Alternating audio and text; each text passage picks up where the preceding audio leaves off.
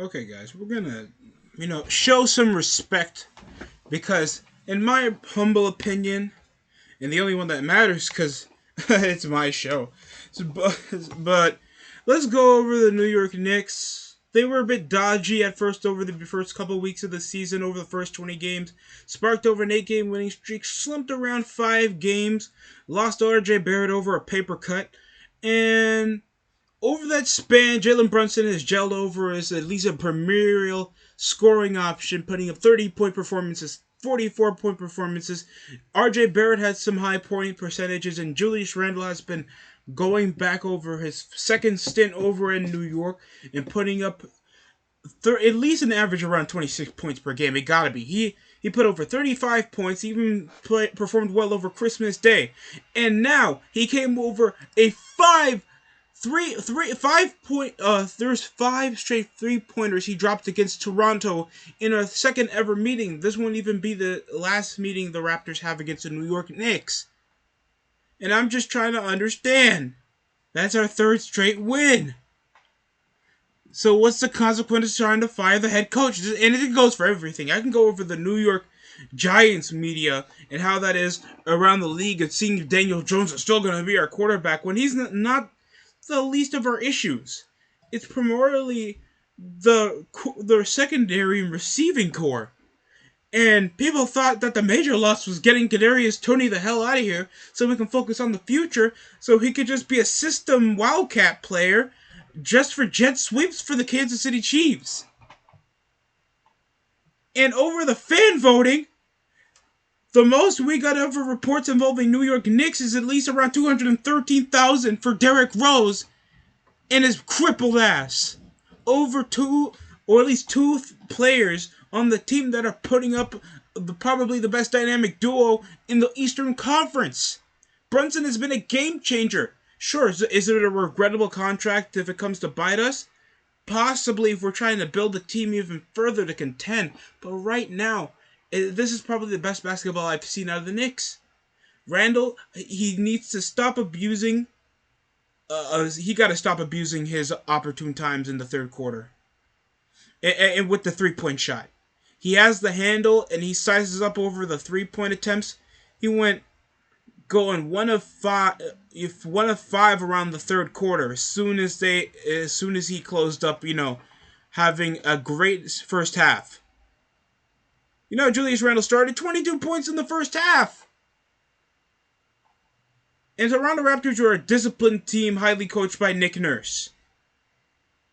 His plus minus was a bit irrelevant, but it came over an amazing 16 points over Brunson, attacking over the pick and roll. Mitch Robb grabbing rebounds. Emmanuel quickly carried, going 3 of 6 and dropping some good size-up shots off spot-up attempts. And Quentin Grimes with that clean 3-pointer from later in the fourth quarter. There's some good talent here. I think the only thing we need is probably Fournier to pick up his game. I feel like ship him off. He was already buyer's remorse, but at least he was more of a rotation option than Kemba Walker was when most of us wanted him to be a potential starter.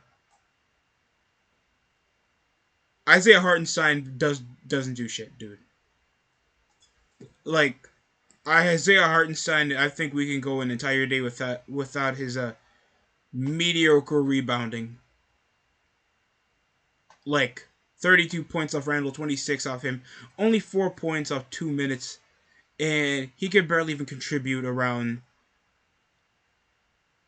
a total of 7 rebounds, and that's probably his season high. Obi Toppin is still hurt. Cam Reddish is already questionable to even play now. The lowest amount of points over was Jericho Sims. That doesn't really have a big mass body per size to help out.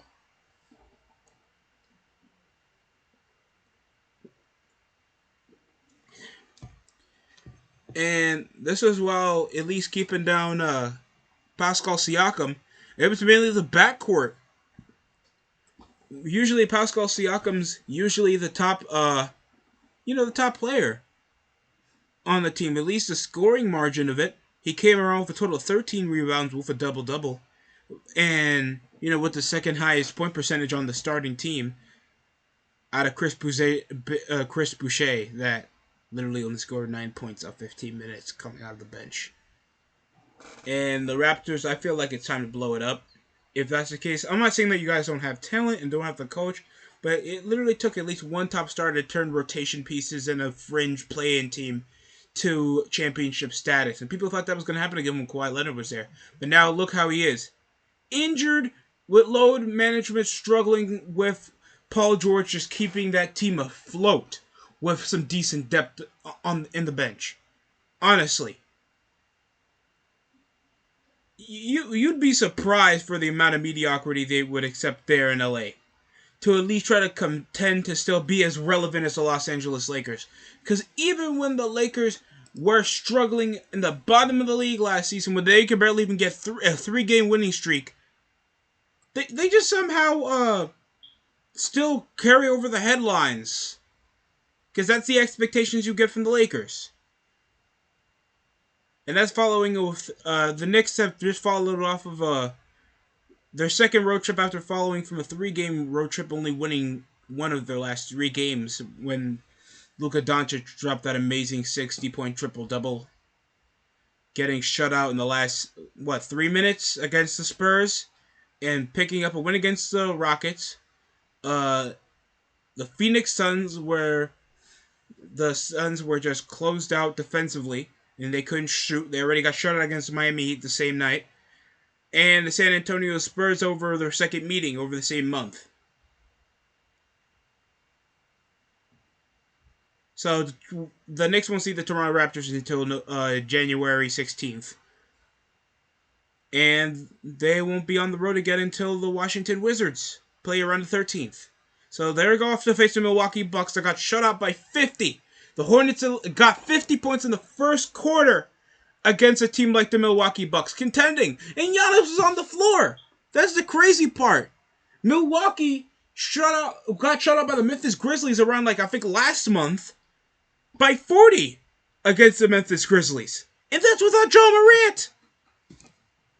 So what is it? Are they contender or just defensive frauds? Because they do have the depth, they have the resources, but I don't know if the hustle's the thing. They were probably just half-assing it because it's the Hornets.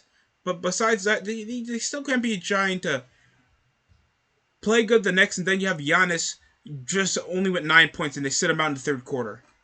It was like, screw it. Just try to let Bobby Portis chuck the ball a couple times and see what happens. I'm more expecting, because we know what to expect whenever the Knicks play the Bucks.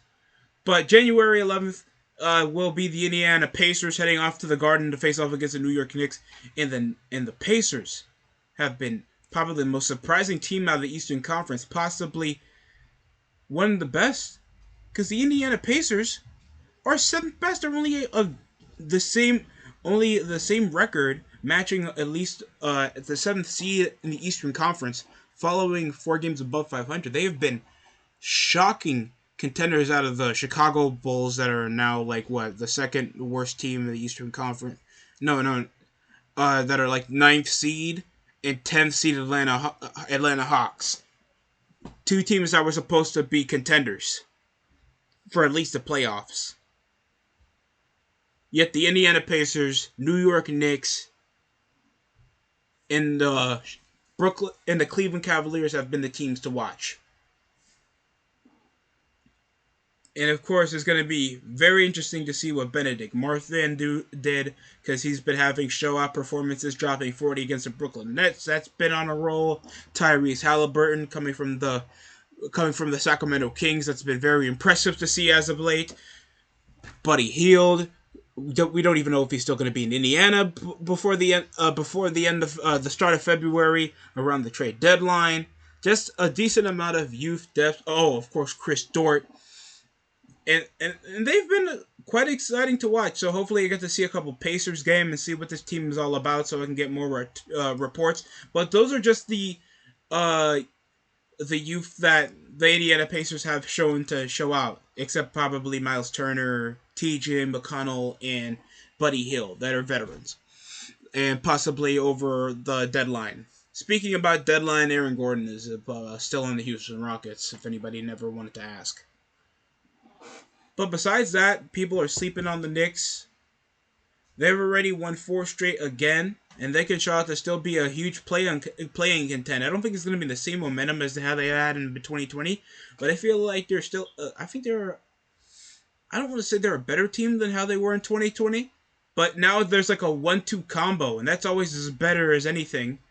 With two players playing at their best, and always you can get a career high from either one of them. Shooting needs to be a bit better. Hustle needs to be a bit better when it comes to switching out their man, because I feel like for a defensively focused team like Thibodeau always wants to enforce, these guys don't pick their spots creatively. You don't see a lot of high blocking percentages off the New York Knicks.